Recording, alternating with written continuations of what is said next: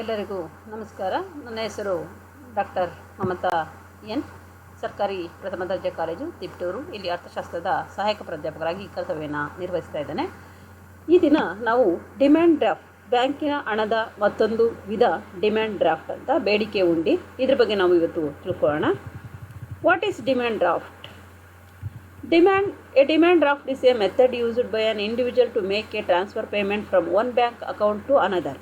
Demand draft differ from regular normal checks in that they do not require signatures to be cashed. In 2005, due to the increasing fraudulent use of demand drafts, the Federal Reserve proposed new regulations increasing a victim's right to claim a refund and holding banks more accountable for cashing fraudulent cheques. ಇಲ್ಲಿ ಬೇಡಿಕೆ ಉಂಡಿ ಅಂದರೆ ಏನು ಅಂತಂದರೆ, ಇಲ್ಲಿ ಬೇಡಿಕೆ ಉಂಡಿ ಅಥವಾ ಬ್ಯಾಂಕ್ ಡ್ರಾಫ್ಟ್ ಒಂದು ಸ್ಥಳದಿಂದ ಮತ್ತೊಂದು ಸ್ಥಳಕ್ಕೆ ಹಣವನ್ನು ಸುಗಮವಾಗಿ ಸಾಗಿಸಲು ಅಥವಾ ಕಳುಹಿಸಲು ನೆರವಾಗುವಂತಹ ಒಂದು ಸಾಧನ. ಒಂದು ಪ್ರದೇಶದಿಂದ ಮತ್ತೊಂದು ಪ್ರದೇಶಕ್ಕೆ ಹಣವನ್ನು ನಾವು ಸುಗಮವಾಗಿ ಅಥವಾ ಸರಳವಾಗಿ ಸುಲಭವಾಗಿ ನಾವು ಸಾಗಿಸಬೇಕು ಅಂತಂದರೆ ಬಳಸುವಂತಹ ಒಂದು ವಿಧಾನ ಯಾವುದಪ್ಪ ಅಂದರೆ ಡಿಮ್ಯಾಂಡ್ ಡ್ರಾಫ್ಟ್ ಅಥವಾ ಬೇಡಿಕೆ ಉಂಡಿ ಅಂತ ಹೇಳಿ. ಈ ಬೇಡಿಕೆ ಉಂಡಿ ಒಂದು ಬ್ಯಾಂಕು ಬೇರೆ ಸ್ಥಳದಲ್ಲಿರುವಂತಹ ತನ್ನದೇ ಬ್ಯಾಂಕ್ನ ಶಾಖೆಗೆ ಬರೆದಿರುವಂತಹ ಆದೇಶದ ಪತ್ರ ಆಗಿರುತ್ತೆ. ಇದು ಒಂದು ಪತ್ರ ಅಷ್ಟೇ. ಇದು ಸಹ ಡಿಮ್ಯಾಂಡ್ ಡ್ರಾಫ್ಟ್ ಅನ್ನುವಂಥದ್ದು ಸಹ ಚೆಕ್ ರೂಪದಲ್ಲಿ ಇದು ಸಹ ಒಂದು ಪತ್ರ ಆಗಿರುತ್ತೆ. ಇದು ಯಾವುದೇ ಒಂದು ಶಾಖೆ, ಉದಾಹರಣೆಗೆ SBI ತಿಪಟೂರು ಅಂತಂದರೆ SBI ತಿಪಟೂರು ಬ್ಯಾಂಕಿಂದ SBI ಬೆಂಗಳೂರು ಬ್ಯಾಂಕ್ಗೆ ನಾವು ಏನಾದ್ರೂ ಹಣವನ್ನು ಸಂದಾಯ ಮಾಡಬೇಕು ಅಂತ ಅನ್ನೋದಾದರೆ ನಾವು ಇಲ್ಲಿನ SBIನಿಂದ ಅಲ್ಲಿನ SBIಗೆ ನಾವು ಹಣವನ್ನು ಡಿಮ್ಯಾಂಡ್ ಡ್ರಾಫ್ಟ್ ಮೂಲಕ ಸಂದಾಯವನ್ನು ಮಾಡುವಂತಹದ್ದಾಗಿರುತ್ತೆ. ತನ್ನದೇ ಬ್ಯಾಂಕಿನ ಶಾಖೆಗೆ ಬರೆದಿರುವಂತಹ ಆದೇಶದ ಪತ್ರ ಆಗಿರುತ್ತೆ. ಹಾಗಾಗಿ ಈ ಡಿಮ್ಯಾಂಡ್ ಡ್ರಾಫ್ಟನ್ನು ಮೊಬಲಗಿನ ಬ್ಯಾಂಕ್ನಲ್ಲಿ ಜಮಾ ಮಾಡಿ ಉಂಡಿಗಾಕಿ, ಅಂದರೆ ವ್ಯಕ್ತಿಯು ನಿರ್ದಿಷ್ಟ ಮೊಬಲಗನ್ನು ಒಂದು ನಿರ್ದಿಷ್ಟ ಅಮೌಂಟ್ 1,000 ಇರ್ಬೋದು, 2,000. ಈಗ ಉದಾಹರಣೆ ಕೆಲವೊಂದು ಸರಿ ನಾವು ಕೆಲವೊಂದು ಬ್ಯಾಂಕ್ ಎಕ್ಸಾಮ್ಗಳನ್ನ ಕಟ್ತೀವಿ, ಅಥವಾ ಯಾವುದೋ ಒಂದು FDA SD ಅಥವಾ ಇದು ಏನು ಇವತ್ತು ಎಕ್ಸಾಮ್ಗಳಿದೆಯೋ ಈ ಎಕ್ಸಾಮ್ಗಳನ್ನು ನಾವು KPSC ಮಾಡುವಂತಹ ಎಕ್ಸಾಮ್ಗಳಿರ್ಬೋದು, ಅಥವಾ ಇತರ ಯಾವುದೋ ಒಂದು ಕಂಪನಿ ಮಾಡುವಂತಹ ಎಕ್ಸಾಮ್ಗಳಿರ್ಬೋದು. ಈ ರೀತಿ ನಾವು ಜಾಬ್ ಓರಿಯೆಂಟೆಡ್ ಕೋರ್ಸ್ಗಳನ್ನು ಮಾಡಬೇಕಾದ್ರೆ ಅಥವಾ ಎಕ್ಸಾಮ್ಗಳನ್ನು ಫೇಸ್ ಮಾಡಬೇಕಾದ್ರೆ ಈ DDಗಳನ್ನು ಕಟ್ಟಬೇಕಾಗುತ್ತೆ. ಈ DDಗಳನ್ನು ಅವರು ಒಂದು ಬ್ಯಾಂಕಿನ ಒಂದು ಶಾಖೆಯನ್ನು ಕೊಟ್ಟಿರ್ತಾರೆ. ಅದೇ ಬ್ಯಾಂಕಿನ ಶಾಖೆಯ ಮತ್ತೊಂದು ನಾವಿರುವಂತಹ ಸ್ಥಳದಲ್ಲಿರುವಂತಹ ಬ್ಯಾಂಕಿನ ಶಾಖೆಯಿಂದ ಇನ್ನು ಯಾವ ಪ್ರದೇಶದಿಂದ ನಮಗೆ ಅಡ್ರೆಸ್ ಕೊಟ್ಟಿರ್ತಾರೋ ಆ ಒಂದು ಶಾಖೆಯ ಬ್ಯಾಂಕಿಗೆ ನಾವು ಹಣವನ್ನು ಸಂದಾಯ ಮಾಡಬೇಕಾದಾಗ ಈ DDಯನ್ನು ನಾವು ಬಳಸ್ತೀವಿ. ಅಂದರೆ ವ್ಯಕ್ತಿಯು ನಿರ್ದಿಷ್ಟ ಮೊಬಲಗನ್ನು ಬ್ಯಾಂಕಿನಲ್ಲಿ ಜಮಾ ಮಾಡಿ ಉಂಡಿಗಾಗಿ ಅರ್ಜಿ ಸಲ್ಲಿಸ್ತಾನೆ. ನೀಡುವ ಬ್ಯಾಂಕು, ಅಂದರೆ ಉಂಡಿಯನ್ನು ನೀಡುವಂತಹ ಬ್ಯಾಂಕು ಹಣವನ್ನು ಸಂದಾಯ ಮಾಡಿಸಿಕೊಂಡು ಗ್ರಾಹಕನಿಗೆ ಉಂಡಿಯನ್ನು ನೀಡುತ್ತದೆ. ಉಂಡಿಯಲ್ಲಿ ಪ್ರಾಪ್ತಿಕರ್ತನ ಹಣ ಪಡೆಯುವವನ ಹೆಸರು, ಪಾವತಿದಾರರ ಶಾಖೆಯ ಹೆಸರು, ಉಂಡಿಯನ್ನು ನೀಡಿದ ದಿನಾಂಕ ಮತ್ತು ಪ್ರಾಪ್ತಿಕರ್ತನಿಗೆ ಪಾವತಿಸಬೇಕಾದ ಮೊತ್ತವನ್ನು ನಮೂದಿಸಲಾಗಿರುತ್ತೆ. ಯಾರಿಗೆ ನಾವು ಉಂಡಿ ಕೊಡಬೇಕು, ಯಾರು ತಗೋತಾ ಇದ್ದಾರೆ ಈ ಉಂಡಿಯನ್ನು, ಎಷ್ಟು ಹಣದ ಉಂಡಿ, ಯಾವ ದಿನಾಂಕದಂದು ಅನ್ನುವಂಥದ್ದನ್ನು, ಅದರಲ್ಲಿ ಯಾವ ಒಂದು ಬ್ರ್ಯಾಂಚ್ನಲ್ಲಿ ಪಡ್ಕೊಳ್ತಾ ಇದ್ದಾನೆ ಅನ್ನುವಂಥದ್ದನ್ನು ನಮೂದಿಸಿ ಆ ಉಂಡಿಯ ಒಂದು ಚೇನು ಪೇಪರ್ ಅಂತ ಅನ್ನುವಂಥದ್ದು ಇರುತ್ತೋ ಆ ಒಂದು ಅರ್ಜಿಯನ್ನು ನಮಗೆ ಕೊಡಲಾಗುತ್ತೆ.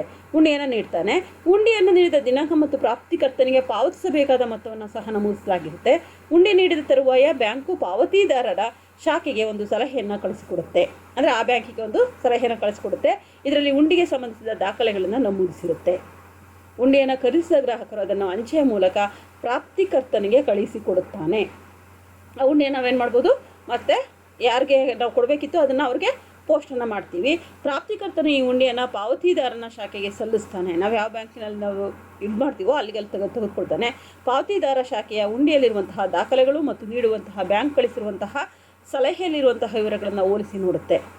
ನಾವು ಕಳಿಸಿರುವಂತಹ ಅಂದರೆ DD ಮತ್ತು ಅಲ್ಲಿ ಏನು ಅವತ್ತು ಅವರು ಕಳಿಸಿರುವಂತಹ ರಿಕ್ವಿಷನ್ ಇತ್ತು ಅವೆರಡನ್ನೂ ಸಹ ಹೋಲಿಕೆಯನ್ನು ಮಾಡಿ ನೋಡಲಾಗುತ್ತೆ. ಅವು ತಾಳೆ ಹೊಂದಿದ್ದರೆ ಪಾವತಿದಾರ ಶಾಖೆಯ ಹಣವನ್ನು ಪಾವತಿ ಮಾಡುತ್ತದೆ. ಉಂಡಿಯನ್ನು ನೀಡಲು ಸ್ವಲ್ಪ ಮೊತ್ತದ ಕಮಿಷನನ್ನು ಸಹ ವಸೂಲಿ ಮಾಡೋದಾಗುತ್ತೆ. ಈಗ 1,000 ರೂಪಾಯಿ 25 ರೂಪಾಯಿ ಇರ್ಬೋದು, ಅಥವಾ 5,000 ರೂಪಾಯಿ ಅಂತಂದಾಗ 10,000 ರೂಪಾಯಿ ಅಂತಂದಾಗ ನಮಗೆ ಒಂದು 200 ರೂಪಾಯಿ ಇರ್ಬೋದು. ಈ ರೀತಿ ಒಂದು ಕಮಿಷನನ್ನು ಅದು ಪಡ್ಕೊಳ್ಳುತ್ತೆ ಅಂತ. ಇಲ್ಲಿ demand draft differ from regular normal cheques in that they do not require signatures to be cashed. In 2005, due to the increasing fraudulent use of demand drafts, the Federal Reserve proposed new regulation increasing a victim's right to claim a refund and holding bank more accountable for cashing fraudulent checks. ಕೆಲವೊಂದು ಸಾರಿ ಇವರು ಏನು ಮಾಡ್ತಾರೆ ಅಂತ ಅಂದರೆ ಚೆಕ್ಕನ್ನು ಕೊಡಬೇಕಾದ್ರೂ ಸಹ ಅದು ತಪ್ಪು ಆಗಬಾರ್ದು, ಅದರಲ್ಲಿ ಯಾವುದೇ ಮೋಸಗಳಾಗಬಾರ್ದು ಅಂತ ಹೇಳಿ ಅದನ್ನು ರೀಫಂಡ್ ಮಾಡುವಂತಹದ್ದನ್ನು ಸಹ ನಾವು 2005 ನಂತರದಲ್ಲಿ ನೋಡ್ತಾ ಇದ್ದೇವೆ ಅನ್ನುವಂಥದ್ದು. ಫೀಚರ್ಸ್ ಆಫ್ ಡಿಮ್ಯಾಂಡ್ ಡ್ರಾಫ್ಟ್, ಬೇಡಿಕೆ ಹುಂಡಿಯ ಪ್ರಮುಖ ಲಕ್ಷಣಗಳೇನು? D D is payable on demand, ಅಂದರೆ ಇಲ್ಲಿ ಅದು ಬರಹದ ರೂಪದಲ್ಲಿರುವಂಥದ್ದು ಬ್ಯಾಂಕ್ ಡ್ರಾಫ್ಟ್ ಅಂತಂದರೆ D D is payable on demand ಅಂತ, ಬೇಡಿಕೆಯ ಆಧಾರದ ಮೇಲೆ ಅದನ್ನು ಪಾವತಿಸಲಾಗಿರುತ್ತೆ ಈ ಡಿಮ್ಯಾಂಡ್ ಡ್ರಾಫ್ಟನ್ನು. It is an unconditional order for payment, ಇದಕ್ಕೆ ಯಾವುದೇ ರೀತಿಯ ನಿರ್ಬಂಧಗಳು ಅನ್ನುವಂಥದ್ದು ಸಹ ಈ ಒಂದು ಡಿ ಡಿಯ ಒಂದು ಆರ್ಡರಲ್ಲಿ ಆದೇಶದಲ್ಲಿ ಇರೋದಿಲ್ಲ. ಇಟ್ ಬೇಯರ್ಸ್ ನೋ ಸ್ಟ್ಯಾಂಪ್, ಇದರ ಮೇಲೆ ಯಾವುದೇ ರೀತಿಯ ಸ್ಟ್ಯಾಂಪ್ಗಳನ್ನು ಹಾಕುವಂತಹ ಅವಶ್ಯಕತೆ ಇಲ್ಲ. The draft can B negotiated by endorsement and delivery, ಈ ಡ್ರಾಫ್ಟನ್ನು ನಾವು negotiated the endorsement and delivery, ಅದನ್ನು ನಾವು ಯಾರಿಗೆ ಪಾವತಿದಾರ ಅಥವಾ ಪ್ರಾಪ್ತಿಕರ್ತ ಇರ್ತಾರೋ ಅವನಿಗೆ ನಾವು ಡೆಲಿವರಿಯನ್ನು ಮಾಡಬಹುದು. The purchaser of D D need to be a customer of a bank, ಆದರೆ ಆ ಡಿ ಡಿಯನ್ನು ತೆಗೆದುಕೊಳ್ಳುವಂತಹ ವ್ಯಕ್ತಿ ಆ ಬ್ಯಾಂಕಿನ ಕಸ್ಟಮರು ಆಗಿರಬೇಕು. ಅಂದರೆ ನೀಡ್ ನಾಟ್ ಬಿ ನನಗೆ ನಾನು ಎಸ್ ಬಿ ಐಲಿ ನಾನು ಅಕೌಂಟ್ ಇದೆ, ನಾನು ಕೆನರಾ ಬ್ಯಾಂಕಲ್ಲಿ ಡಿ ಡಿ ತೆಗಿತಾ ಇದ್ದೀನಿ, ಕೆನರಾ ಬ್ಯಾಂಕಿಗೆ ಡಿ ಡಿ ತೆಗಿಬೇಕು ನಾನು ಅಂತಂದರೆ ನಾನು ಕೆನರಾ ಬ್ಯಾಂಕಿಗೆ ನಾನು ಕಸ್ಟಮರ್ ಆಗಿರಬೇಕು, ಗ್ರಾಹಕ ಆಗಿರಬೇಕು, ಅಲ್ಲಿಂದ ನನ್ನ ಅಕೌಂಟ್ ಇರಬೇಕು ಅನ್ನುವಂಥದ್ದೇನೂ ಇಲ್ಲ. D D is draw by a banker on its branch or upon another bank, ಅಲ್ಲಿ draw a banker on it is branch or upon another bank, ಒಂದು ಬ್ಯಾಂಕಿಂದ ಮತ್ತೊಂದು ಬ್ಯಾಂಕ್ ಅದನ್ನು ಡಿ ಡಿಯನ್ನು ನಾವು ಕಳಿಸ್ತೀವಿ. D D is not payable to bearer, ನಾವು ಯಾವುದೇ ಕಾರಣಕ್ಕೂ ಸಹ ಅದನ್ನು ಡಿ ಡಿಯನ್ನು ಕೊಂಡ್ಕೊಳ್ಳೋರಿಗೆ ಅದನ್ನು ಕೊಡೋಲ್ಲ. ಕಾರ್ಪೊರೇಟ್ ಫೈನಾನ್ಸ್ ಇನ್ಸ್ಟಿಟ್ಯೂಟ್ ಅಂದರೆ ಯಾವುದು ಕಂಪನಿಗೆ ನಾವು ಇದನ್ನು ವಹಿಸೋದಿಲ್ಲ ಅಂತ. ಇದು ಕ್ಯಾರೆಕ್ಟರಿಸ್ಟಿಕ್ಸ್ ಆಫ್ ಡಿಮ್ಯಾಂಡ್ ಡ್ರಾಫ್ಟ್, ಇಲ್ಲಿ ಅದು ಬೇಡಿಕೆಯ ಹುಂಡಿ ಅನ್ನುವಂತಹದ್ದು ಬರಹದ ರೂಪದಲ್ಲಿ ಇರುತ್ತೆ ಮತ್ತು ಹಣವನ್ನು ಪಾವತಿಸುವಂತೆ ಯಾವುದೇ ಷರತ್ತುಗಳಿಲ್ಲದೆ ಆದೇಶವನ್ನು ಅದು ಒಳಗೊಂಡಿರುತ್ತೆ. ಮತ್ತು ಬೇಡಿಕೆ ಹುಂಡಿ ಅನ್ನುವಂತಹದ್ದು ಯಾವುದೇ ಬ್ಯಾಂಕಿನ ಒಂದು ಶಾಖೆಯಿಂದ ಅದೇ ಬ್ಯಾಂಕಿನ ಇನ್ನೊಂದು ಶಾಖೆಯ ಮೇಲೆ ಬರೆಯಲಾಗಿರುತ್ತೆ. ನಾನು ಆಗಲೇ ಹೇಳಿದೆ ಕೆನರಾ ಬ್ಯಾಂಕ್ ಅಂತ ಕೆನರಾ ಬ್ಯಾಂಕಿನ ಇನ್ನೊಂದು ಶಾಖೆಗಾಗಿರುತ್ತೆ, ಅಥವಾ ಎಸ್ ಬಿ ಐ ಅಂದರೆ ಈ ಇನ್ನೊಂದು ಎಸ್ ಬಿ ಐನ ಶಾಖೆಗಾಗಿರುತ್ತೆ, ಅದೇ ಎಸ್ ಬಿ ಐನ ಮತ್ತೊಂದು ಶಾಖೆಗಾಗಿರುತ್ತೆ ಈ ರೀತಿ. ಅಥವಾ ವಿಜಯ ಬ್ಯಾಂಕ್ ಅಂದರೆ ವಿಜಯ ಬ್ಯಾಂಕ್ನ ಮತ್ತೊಂದು ಶಾಖೆಗಾಗಿರುತ್ತೆ. ಈ ರೀತಿ ಒಂದು ಬ್ಯಾಂಕಿನಿಂದ ಮತ್ತೊಂದು ಬ್ಯಾಂಕಿಗೆ ಆದರೆ ಬ್ಯಾಂಕ್ ಚೇಂಜ್ ಆಗಿರೋಲ್ಲ, ಬರೀ ಶಾಖೆ ಮಾತ್ರ ಚೇಂಜಸ್ ಆಗಿರುತ್ತೆ ಅನ್ನುವಂಥದ್ದು. ಯಾರ ಹೆಸರಿಗೆ ಹುಂಡಿಯನ್ನು ಬರಲಾಗಿದೆಯೋ ಅವರೇ ಕೇಳಿದ ಕೂಡದ ಹಣವನ್ನು ಪಾವತಿಸಬೇಕಾಗಿರುತ್ತೆ. ಯಾರ ಹೆಸರಿಗೆ ಅಂತಂದರೆ ಈಗ ಉದಾಹರಣೆಗೆ principal the government first year college Chittoor ಅಂದರೆ ಅವ್ರಿಗೆ ಪಾವತಿ ಮಾಡಬೇಕು ಅದನ್ನು ಅಂತ. ಆದ್ದರಿಂದ ಇದನ್ನು ಬೇಡಿಕೆ ಹುಂಡಿ ಅಥವಾ ತಗಾದೆ ಹುಂಡಿ ಅಂತ ಕರೀತಾರೆ. ಹುಂಡಿಯನ್ನು ಯಾರ ಹೆಸರಿಗೆ ಬರೆಯಲಾಗುತ್ತದೆಯೋ ಪ್ರಾಪ್ತಿಕರ್ತರಿಗೆ ಅಥವಾ ತನ್ನ ಆದೇಶವನ್ನು ಪಡೆದವರಿಗೆ ಮಾತ್ರ ಅದರಲ್ಲಿ ನಮೂದಿಸಿದ ಮೊಬೈಲನ್ನು ಪಾವತಿಸಬೇಕಾಗಿರುತ್ತೆ. ಹುಂಡಿಯ ಮೇಲೆ ಚೆಕ್ಕಿನ ಮೇಲೆ ಬರದಂತೆ ಅಥವಾ ಇತರೆ ಯಾವುದೇ ಪರಾಕ್ರಮ ಸಂಕೇತದ ಮೇಲೆ ಬರದಂತೆ ಇಂಬರಹವನ್ನು ಬರೆಯಬಹುದು. ಹುಂಡಿ ಮೇಲೆ ಇಂಬರಹವನ್ನು ಸಹ ಬರೀಬಹುದು. ಚೆಕ್ಕನ್ನು ರೇಖಿಸುವಂತೆ ಹುಂಡಿಯನ್ನು ಸಹ ರೇಖಿಸ್ಬೋದು, ಅಂದರೆ ನಾನು ಮಾರ್ಕ್ ಮಾಡ್ಬೋದು ಅಂತ ಹೇಳಿದ್ನಲ್ಲ, ಅಕೌಂಟ್ ಪೇ ಆ ಥರದ್ದು ಮಾಡ್ಬೋದು. ಮೌಲ್ಯದ ಅಣರೂಪಿ ಪರಿಗಣನೆಯನ್ನು ಮೊದಲೇ ಸ್ವೀಕರಿಸುವುದಕ್ಕಾಗಿ ಹುಂಡಿಯನ್ನು ನೀಡಲಾಗುತ್ತೆ ಅನ್ನುವಂಥದ್ದು.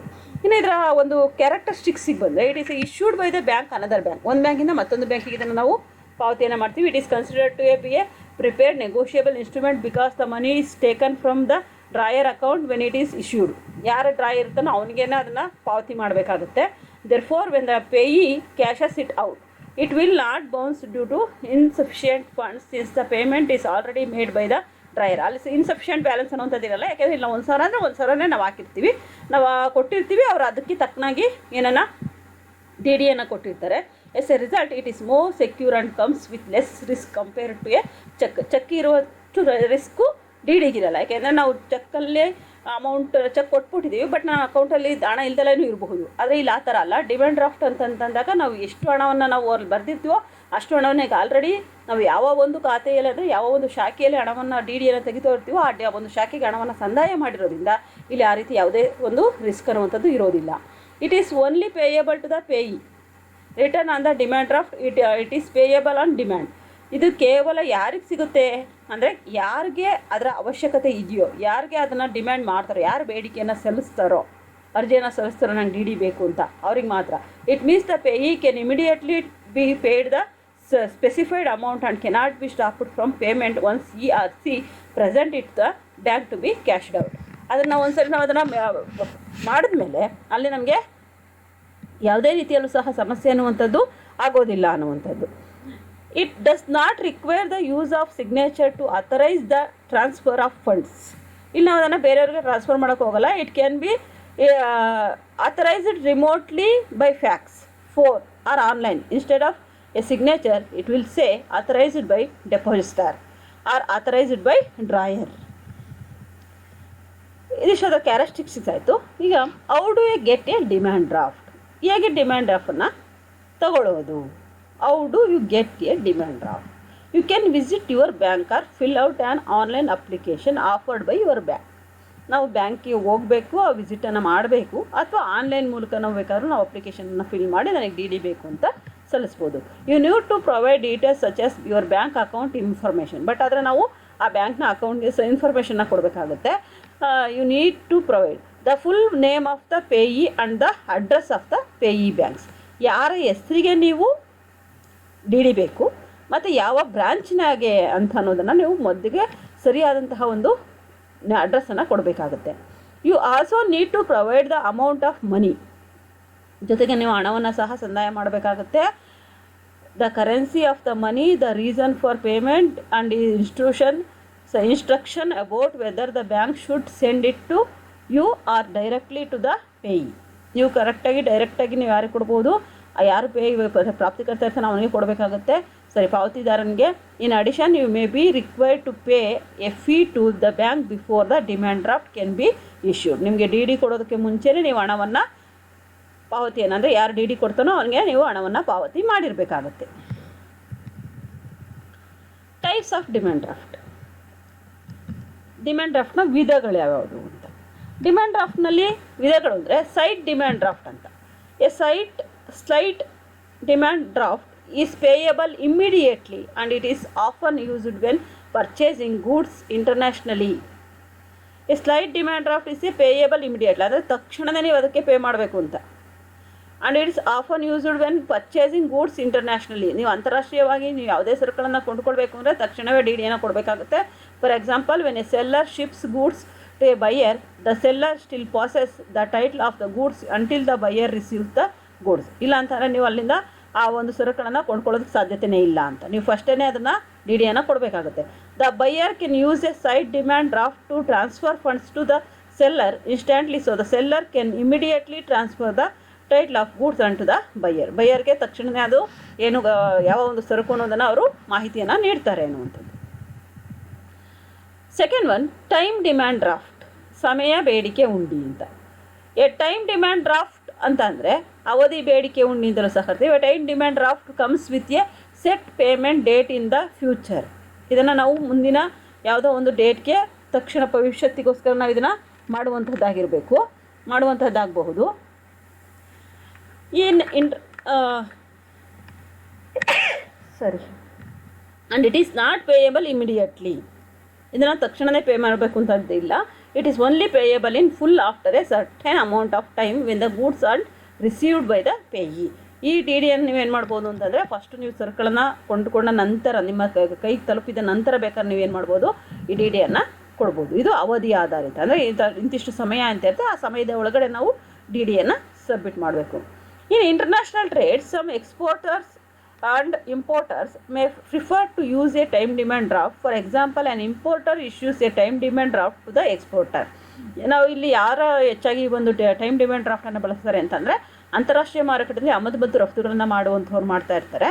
For example, an importer issues a time demand draft. ಅವರು ಒಂದು ಅವಧಿಯ ಒಂದು ಡಿ ಡಿಯನ್ನು ಕೊಡ್ತಾರೆ ಯಾರಿಗೆ, ಎಕ್ಸ್ಪೋರ್ಟರ್ಗೆ. ಆಮದನ್ನು ಮಾಡ್ಕೊಳ್ಳೋ ಅಂಥವ್ರು ಯಾರು ರಫ್ತನ್ನು ಮಾಡ್ತಾ ಇರ್ತಾರೋ ಅವ್ರಿಗೆ ಒಂದು ಟೈಮ್ ಡಿಮ್ಯಾಂಡ್ ಡ್ರಾಫ್ಟನ್ನು ಕೊಡಬಹುದು. ಅಂದರೆ ಈ ಅವಧಿಯಲ್ಲಿ ನೀವು ಅದನ್ನು ಹಣವನ್ನು ಪಡ್ಕೊಳ್ಬೋದು ಅಂತ ಇದರ ಅರ್ಥ ಅಷ್ಟೇ. But payment in full can only be made 15 days after the arrival of the shipment. ನಿಮ್ಮ ಸರಕು ನಮಗೆ ತಲುಪಿದ 15 ದಿನಗಳ ನಂತರ ನೀವು ನಾವು ಹಣವನ್ನು ಏನು ಮಾಡ್ಬೋದು, ಪಡ್ಕೊಳ್ಬೋದು ಅಂತ. Of goods and the transfer of the title of goods to the importer. Thank you one and all. ಇಲ್ಲಿ ಪ್ರಮುಖವಾಗಿ ನಾವು ಇನ್ನೊಂದು ಅಂಶವನ್ನು ಹೇಳಬೇಕು. ಈ ಡಿಮ್ಯಾಂಡ್ ಡ್ರಾಫ್ಟಲ್ಲಿ ಯಾರ್ಯಾರು ಇರ್ತಾರೆ ಅಂದರೆ, ಪಾವತಿದಾರ ಇರ್ತಾರೆ, ರಚಕ ಇರ್ತಾನೆ. ರಚಕ ಅಂದರೆ ಯಾರು, ಡ್ರಾಯಿಂಗ್ ಅಂದರೆ ನಾನು ಯಾಕಲೇ ಹೇಳ್ದಿದ್ದೀನಿ, ಡ್ರಾಯರ್ ಅಂತಂದರೆ ಬರೆಯುವನ್ನ, ಅಂದರೆ ಈ ಒಂದು ಡಿಮ್ಯಾಂಡ್ ಡ್ರಾಫ್ಟನ್ನು ಬರೆಯುವಂಥವನು ಅಂತ. ಹಾಗೆ ಪ್ರಾಪ್ತಿಕರ್ತ ಅಂದರೆ ಪೇಯಿ ಅಂದರೆ ಪಾವತಿಯ ಆದೇಶದಲ್ಲಿ ಯಾರ ಹೆಸರಿಗಿರುತ್ತೋ ಅವನನ್ನು ಪಾವತಿ ಆದೇಶಗಾರ ಅಂತಲೂ ಸಹ ನಾವು ಕರಿತೀವಿ. ಹಾಗೆ ಬೇಡಿಕೆ ಉಂಡಿ ಮತ್ತು ಪಾವತಿ ಆದೇಶದ ನಡುವಿನ ವ್ಯತ್ಯಾಸವನ್ನು ನಾವು ನೆಕ್ಸ್ಟ್ ಕ್ಲಾಸಲ್ಲಿ ತಿಳ್ಕೊಳ್ಳೋಣ. ಇದಿಷ್ಟು ಡಿಮ್ಯಾಂಡ್ ಡ್ರಾಫ್ಟ್ನ ಬಗ್ಗೆ ತಿಳ್ಕೊಂಡಿದ್ದೀವಿ. Thank you one and all.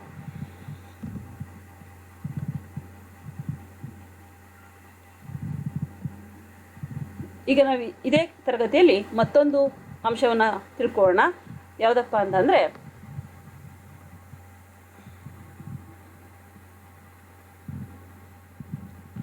Pay order ಅಂತೇಳಿ ಪಾವತಿ ಆದೇಶದ ಬಗ್ಗೆ ಸಹ ಇದೇ ತರಗತಿಗಳಲ್ಲಿ ನಾವು ತಿಳ್ಕೊಳ್ಳೋಣ. ಈಗ ಪೇ ಆರ್ಡರ್ ಅಂತಂದರೆ ಏನಿದೆ?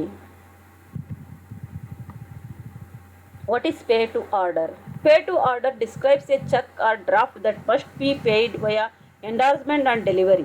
Pay to order instruments are negotiable checks or drafts that are generally written as pay to X or pay to the order of X. The name entered here indicates the specific person, group or organization that the payer authorization to receive the money. Pay to order instruments stand in construct to pay to bearer instruments which do not require an endorsement. ಇಲ್ಲಿ ಪಾವತಿ ಆದೇಶ ಅಂತ ಕೇಳ್ತಾ ಇದ್ದೀನಿ ನಾನು. ಈ pay order ಅಂತ ಅಂದರೆ ಇಲ್ಲಿ ಯಾರು ಪಾವತಿದಾರ ಅನ್ನುವಂಥವನು ಇರ್ತಾನೋ, ಪಾವತಿಯನ್ನು ಮಾಡುವಂಥವನು ಇರ್ತಾನೋ ಅವನು ಯಾವುದೇ ಒಂದು ಊರಿನಲ್ಲಿ ಬ್ಯಾಂಕು ತನ್ನ ಮೇಲೆ ಅಥವಾ ಅದೇ ಊರಿನಲ್ಲಿರುವಂತಹ ತನ್ನದೇ ಇನ್ನೊಂದು ಶಾಖೆಯ ಬ್ರಾಂಚಿನ ಮೇಲೆ ಅಂದರೆ ಶಾಖೆಯ ಮೇಲೆ ಹಣ ಪಾವತಿಗಾಗಿ ನೀಡಿದ ಆದೇಶವೇ ಪಾವತಿ ಆದೇಶ. Pay to order describe a cheque or draft that must be paid via endorsement and delivery.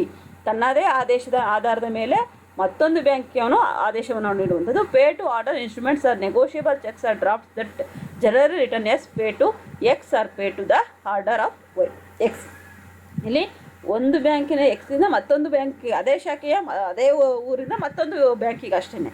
The name entered here indicates a specific person. ಇದು ಒಂದೇ ನಿರ್ದಿಷ್ಟ ವ್ಯಕ್ತಿ ಆಗಿರ್ತಾನೆ. Group or organisation that the payer authorises to receive the money. ಯಾವುದೋ ಒಂದು specific person, ವ್ಯಕ್ತಿ ಆಗಿರ್ಬೋದು, ಒಂದು ಗ್ರೂಪ್ ಇರ್ಬೋದು ಅಥವಾ ಒಂದು ಸಂಘಟನೆ ಆಗಿರ್ಬೋದು, ಇವ್ರಿಗೆ ಹಣ ಅದನ್ನು ಸಂದಾಯ ಮಾಡಬೇಕಾಗುತ್ತೆ. Pay to order instruments stand in contrast to pay to bearer instruments which do not require an endorsement.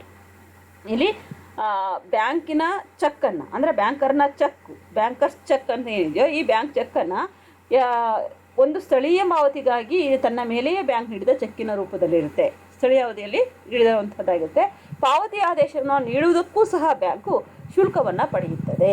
ಇದನ್ನು ಸಹ ಪಡ್ಕೊಳ್ಳೋಕ್ಕೂ ಸಹ ಬ್ಯಾಂಕ್ ಏನು ಮಾಡುತ್ತೆ, ಪಾವತಿಯನ್ನು ಆದೇಶವನ್ನು ನೀಡಲಿಕ್ಕೂ ಸಹ ಒಂದು ತನ್ನ ಅದೇ ಈಗ ಹೇಗೆ ಚೆಕ್ಕನ್ನು ತೆಗೆದುಕೊಳ್ಬೇಕಾರೆ ಅಥವಾ ಡಿ ಡಿಯನ್ನು ತೆಗೆದುಕೊಳ್ಬೇಕಾದ್ರೆ ಕಮಿಷನನ್ನು ತೆಗೆದುಕೊಳ್ತೆ ಅಥವಾ ಬಡ್ಡಿ ದರವನ್ನು ನಿಗದಿಪಡಿಸಿ ತೆಗೆದುಕೊಳ್ಳುತ್ತೋ ಅದೇ ರೀತಿ ಪಾವತಿ ಆದೇಶದ ಮೇಲೂ ಸಹ ನೀಡಿದ ಚೆಕ್ಕಿಗೆ ತನ್ನದೇ ಆದಂತಹ ಒಂದು ಕಮಿಷನನ್ನು ಅದು ಸಹ ಪಡ್ಕೊಳ್ಳುತ್ತೆ ಅಥವಾ ಹಣವನ್ನು ನಮ್ಮ ನಗದು ರೂಪದಲ್ಲಿ ಪಡ್ಕೊಳ್ಳುತ್ತೆ.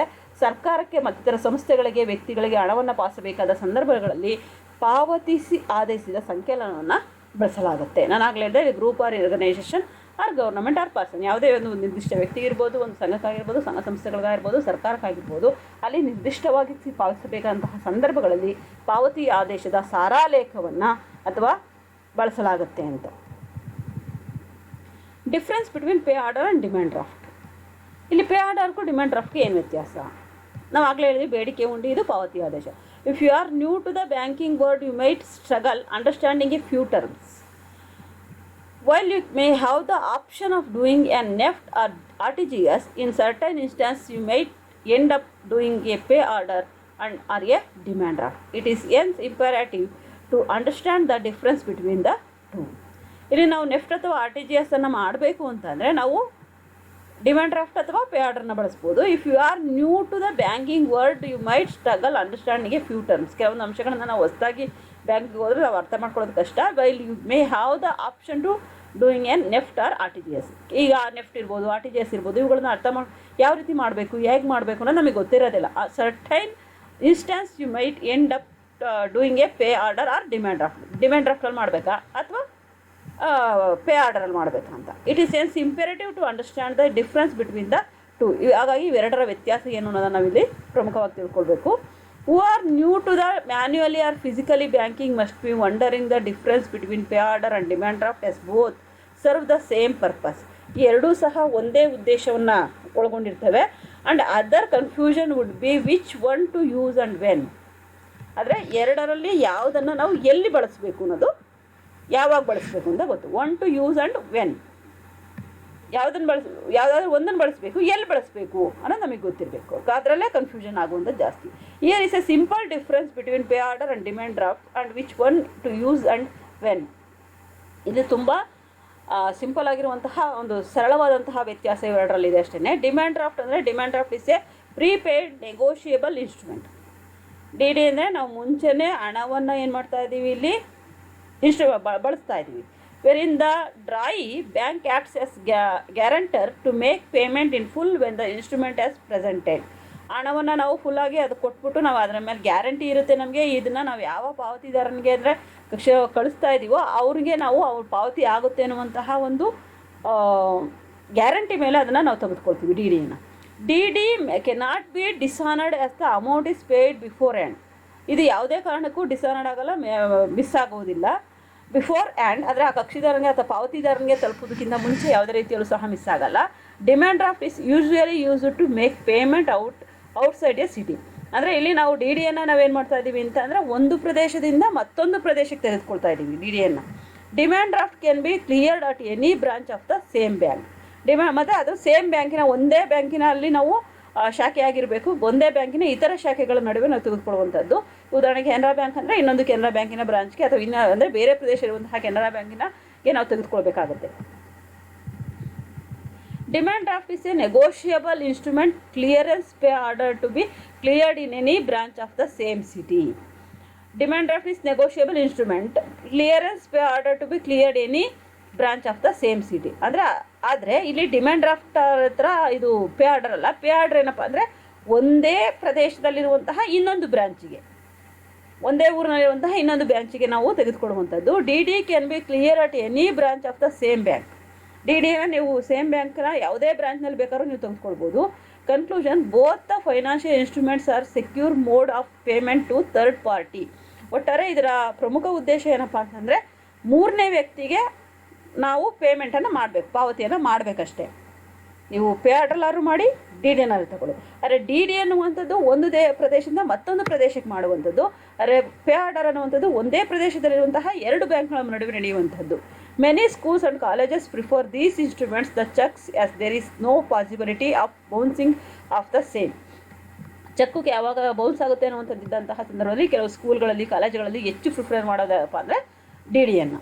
These days DD or pay ಪೇ ಆರ್ಡರ್ನ ಯೂಸ್ ಮಾಡ್ತಾರೆ. These days many are preferring direct credit through the RTGS and the NEFT mechanism.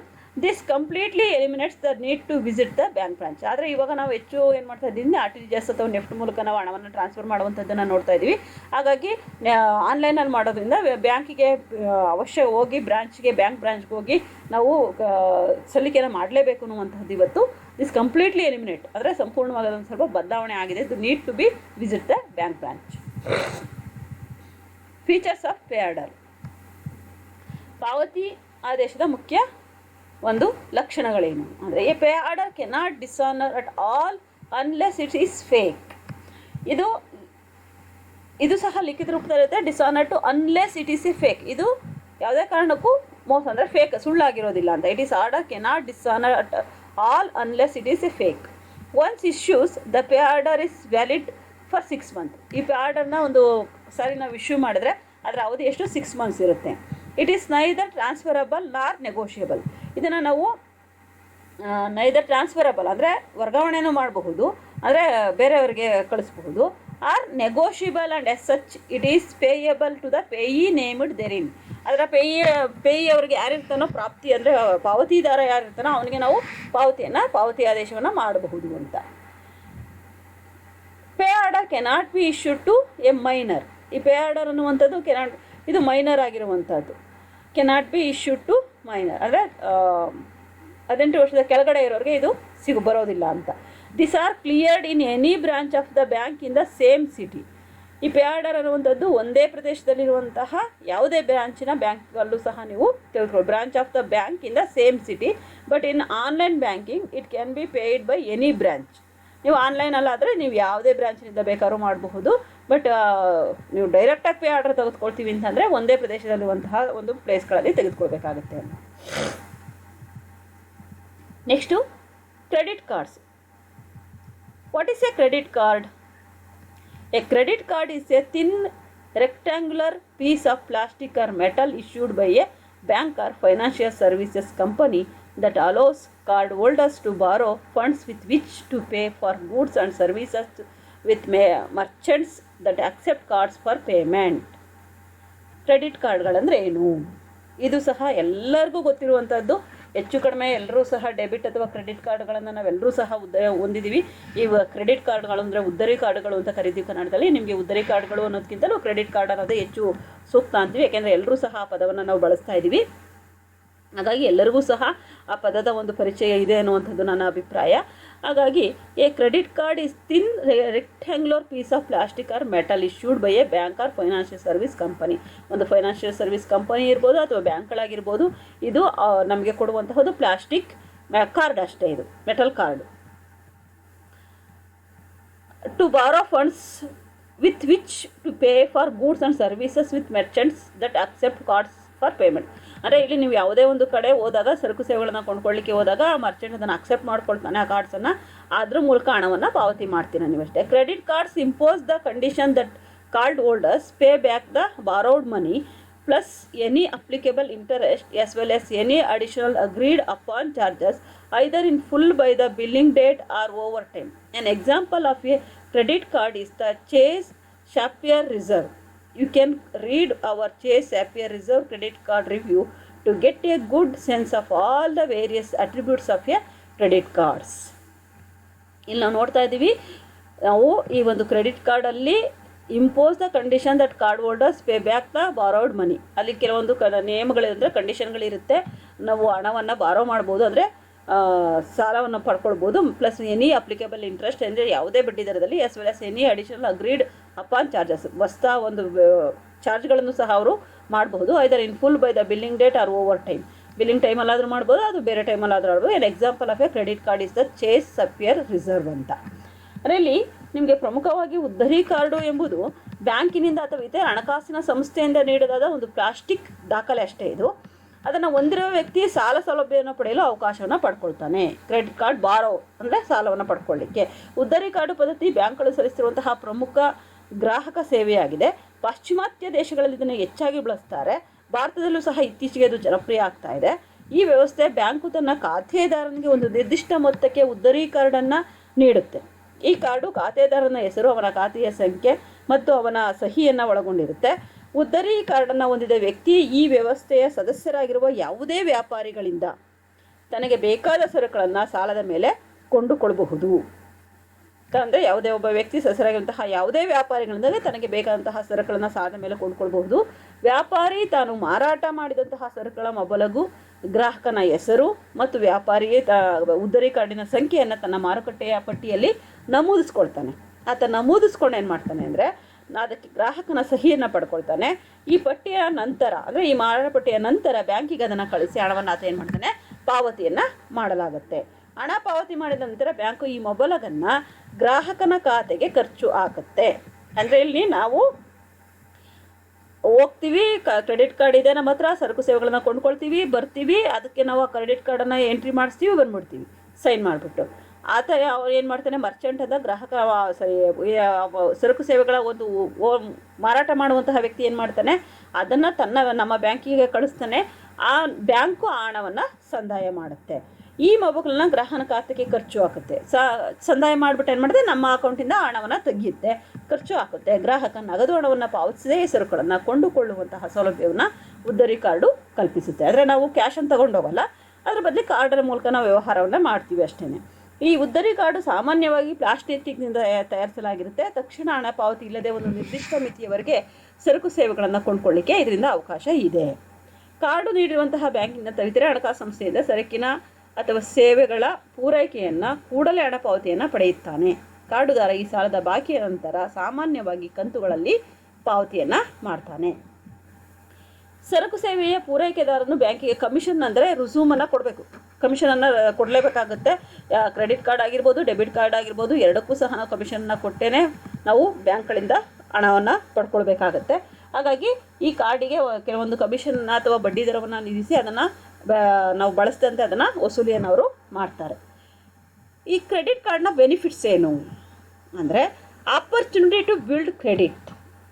ಉದ್ದರಿ card ವ್ಯವಸ್ಥೆಯಲ್ಲಿ ನಾವು ಆಪರ್ಚುನಿಟಿ ಅಂದರೆ ಅವಕಾಶ ಸಿಗುತ್ತೆ, ನಮಗೆ ಏನೋ ಸಾಲವನ್ನು ಪಡ್ಕೊಳ್ಳಿಕ್ಕೆ ನಮ್ಗೆ ಅವಕಾಶ ಸಿಗುತ್ತೆ. Earn rewards such as cash back or miles points.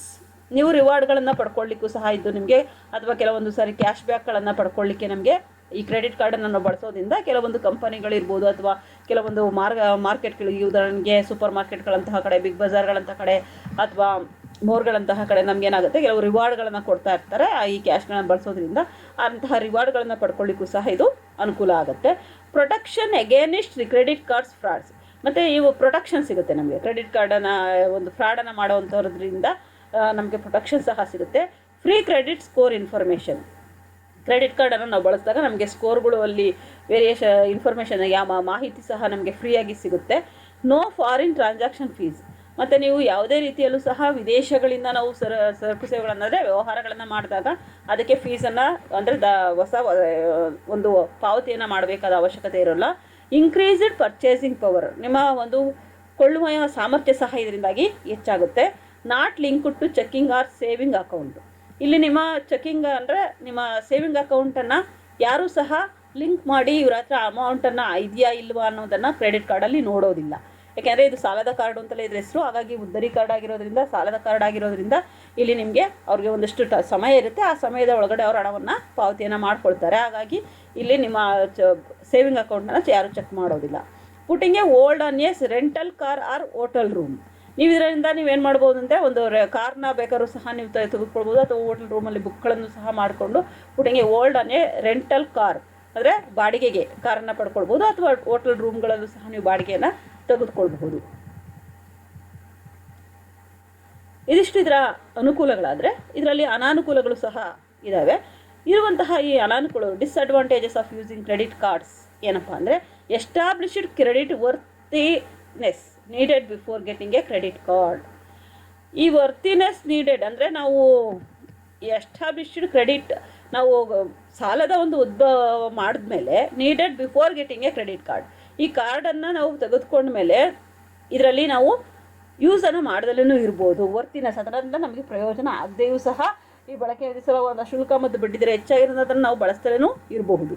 Encouraging impulsive and unnecessary wanted purchases, ಇದು ನಮ್ಗೆ ಏನು ಮಾಡುತ್ತೆ ಅಂತಂದರೆ, ನಮಗೆ ಬೇಕಿಲ್ಲ ಅಂತ ಅಂದರೂ ಕೆಲವೊಂದು ಸರಿ ನಾವೇನು ಮಾಡ್ತೀವಿ, ಕ್ರೆಡಿಟ್ ಕಾರ್ಡ್ ಇದೆಯಲ್ವಾ ಯಾವತ್ತೋ ತಗೋತಾರೆ ಬಿಡು ಹಣನ ಅಂತ ಹೇಳ್ಬಿಟ್ಟು ಏನು ಮಾಡ್ತೀವಿ, ಬೇಕು ಅಂತಲೇ ಉದ್ದೇಶ ಅಂದರೆ ಅನ್ನೆಸೆಸರಿ ಅವಶ್ಯಕತೆ ಇಲ್ಲದಲೇ ಇದ್ರೂ ಸಹ ನಾವು ಪರ್ಚೇಸನ್ನು ಮಾಡಲಿಕ್ಕೆ ಇದು ಎಂಕರೇಜನ್ನು ಮಾಡುತ್ತೆ. High interest rates if not paid full by the due date, ನಾವು ಹಣವನ್ನು ಒಂದು ಅವಧಿಯಲ್ಲಿ ಸಂದಾಯ ಮಾಡಲಿಲ್ಲ ಅಂದರೆ ನಿಮ್ಮ ಬಡ್ಡಿ ದರ ಸಹ ಏನಾಗಿರುತ್ತೆ, ಅಧಿಕ ಆಗಿರುತ್ತೆ. Annual fees for some credit cards, ಕೆಲವು ಕ್ರೆಡಿಟ್ ಕಾರ್ಡ್ಗಳಲ್ಲಿ ಆನ್ಯುವಲ್ ಫೀಯನ್ನು ಸಹ ನಾವು ಕಟ್ಟಬೇಕಾಗುತ್ತೆ. Can become expensive over the year, ಆ ಇಯರಲ್ಲಿ ನಿಮಗೆ ಆ ಕ್ರೆಡಿಟ್ ಕಾರ್ಡನ್ನು ಬಳಸಿರೋದ್ರಿಂದಾಗಿ ನಿಮಗೆ ಹೆಚ್ಚು ಹಣ ಅನ್ನುವಂಥದ್ದು ನಷ್ಟ ಆಗಬಹುದು, ವ್ಯಯ ಆಗಬಹುದು. Fee charged for late payments, ಕೆಲವೊಂದು ಸರಿ ನೀವು ಕಟ್ಟಬೇಕಾದ್ರೆ ಫೀನ ಲೇಟ್ ಆಗುವಂತಹ ಅಂದರೆ ಪಾವತಿಗಳು ಲೇಟ್ ಆಗುವಂತಹ ಸಾಧ್ಯತೆಗಳು ಸಹ ಇರಬಹುದು. ಇದಿಷ್ಟು ಇದರ disadvantage. Thank you one and all.